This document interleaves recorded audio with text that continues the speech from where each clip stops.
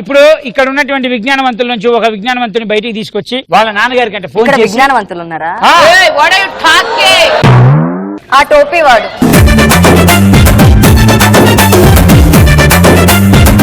నాకు హీరో నాని అంటే ఇష్టం. తనకు హీరో నాని అంటే ఇష్టం. అతనికి డింపుల్స్ ఉన్నాయి, తినకి డింపుల్స్. బాగా డింపుల్స్ అంటే ఇష్టం నీకు. నెక్స్ట్ సినిమాలో హీరోగా పెట్టుకుంటదేమో మరి. నీ పేరు? ప్రణయ్ రాజ్. ఇప్పుడు ఎవరికి ఫోన్ చేద్దాం? డాడీకి. మీ ఫాదర్ పేరు? రాజు. రాజు గారికి ఫోన్ చేసి ఆడుకుంటున్నాం, దయచేసి ఇక్కడ జరిగే ఈ అద్భుతమైన సంగ్రామంలో నాకు ఎలాంటి సంబంధం లేదు, మొత్తం ప్రణయ్ రాజే. Ready 1 2 3 call.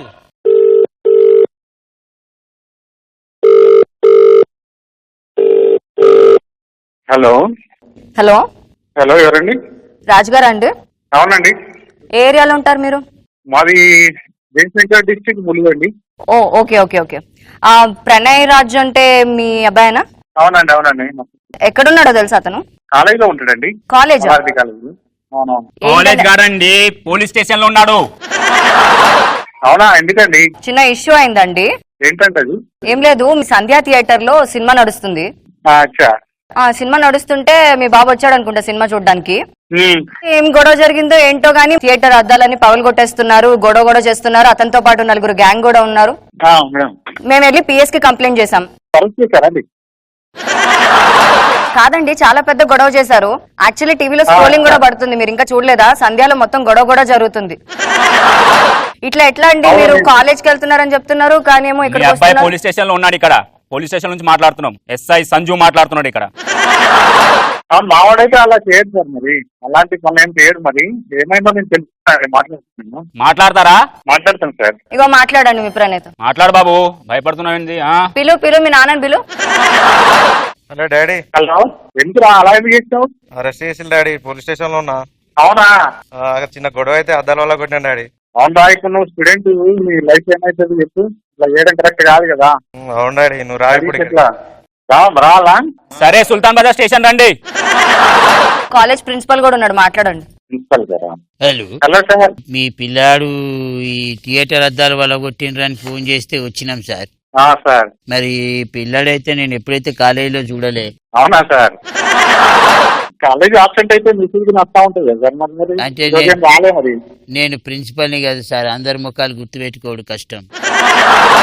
మరి ఎట్లా ఏం చేద్దాం ఇప్పుడు? వీళ్ళేమో గొడవ అంటున్నారు, నన్ను పైసలు కట్టమంటారు, ఏంది నాకు అర్థం కాదు. ఎవరు చేసిన తప్పే కదండి సార్, తప్పకుండా పనిష్మెంట్ ఇవ్వాలి. ఎవరైతుంది సార్? ఈ పిల్లాడు అద్దాల వల్ల కొట్టుడేంది, నేను డబ్బులు కట్టుడేంది?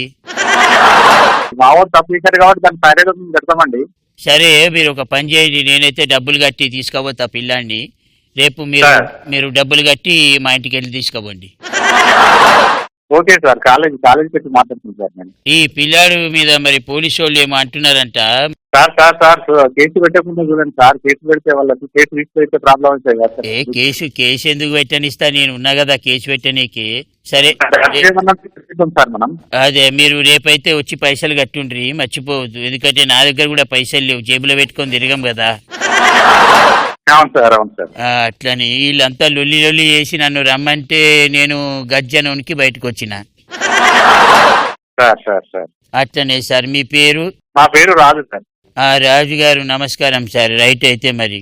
Okay sir. Okay sir. ఇంత కూల్ ఫాదర్.